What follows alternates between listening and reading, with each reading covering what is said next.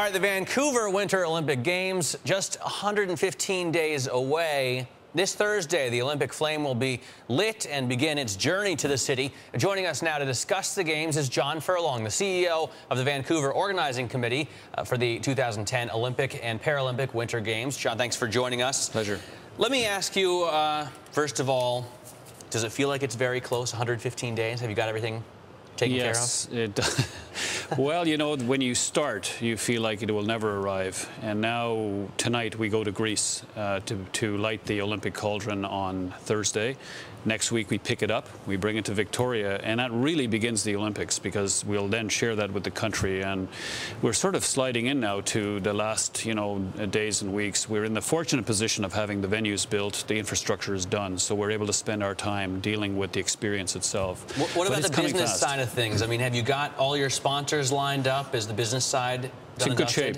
It hasn't been easy, but it's in good shape. And I say that because we haven't had a single situation where a partner or a sponsor or anyone has let us down. So we're going into the Games in a good place. We're expecting to deliver the Games with a balanced budget. And one of the really good pieces to that story is the fact that the demand for ticket sales is over the top, and Canadians are coming in massive numbers to Vancouver.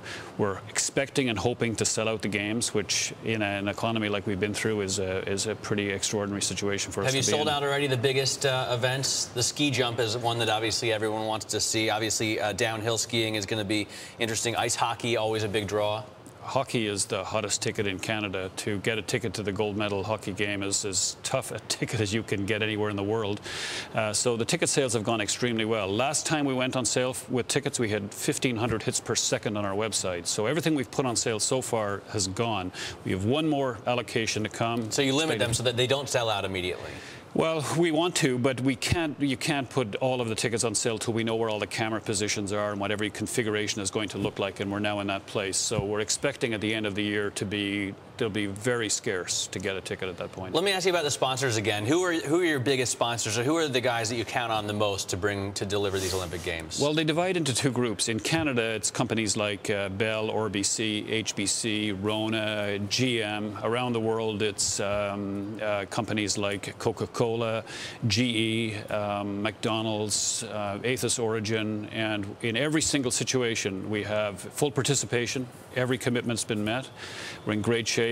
We've got a great sponsorship in Canada from Petro-Canada. So we set a target of $765 million in the Canadian marketplace, and we've hit it. So we're very happy about that at a time when it's not easy to get support for projects like this. We had a lot of this secured when the economy was better, but even since the downturn, it's gone quite well for us. Does that mean then that you break even or even make an operating surplus? I mean, you set your target, you hit it. Do you make money here, or do you lose? The goal is to break even, is to use the resources we have to deliver the Games. I could say today that the feeling is we will deliver what we committed to. For a while there, with the economy as it was, we were constantly looking and reviewing to see if we were going to have to make some changes, because where we come from, we have to have a balanced budget. So that's what we're planning to do. I wonder about security, because obviously since 9/11, those expenses have gone up so much. Do you have a handle on them? Because I know some people in the IOC are concerned about security. As far as the cost side, have you got that under control? Well, on the cost side, first of all, the budget for the security is in the hands of the RCMP. The goal we had was to create which is the Royal Canadian Mounted Police. Correct, yeah. Just to clarify for our U.S. viewers here. Yeah, so the goal was to try to create an environment around the venues that was fun and celebratory and easy to come and go. And I think it will be that way. I think the RCMP have done a great job of getting ready. It's not an easy event to manage, and the winter especially. But I think it's going to be fun and exciting. And I think people who come to Vancouver will find that when they get inside a venue, it will have exactly the right atmosphere for an Olympic event. So you strike a good balance between security, which we all know can get to be way too much at a lot of events these days, and the mood of the Games. Yes, and they've spent a lot of time thinking about how to do that, because that was the goal. The last thing we wanted was people to be talking about security every day. We want people to be talking about gold medal winners and listening to national anthems and cheering for the athletes. And celebrating. Yeah, every time. Yeah, exactly. And the city is really in a good place for that now, and we need that, and that's what they're committed to. All right, John, thanks very much. John Furlong, a great pleasure. There from the Vancouver Olympic Games. We look forward to those, Carol, don't we?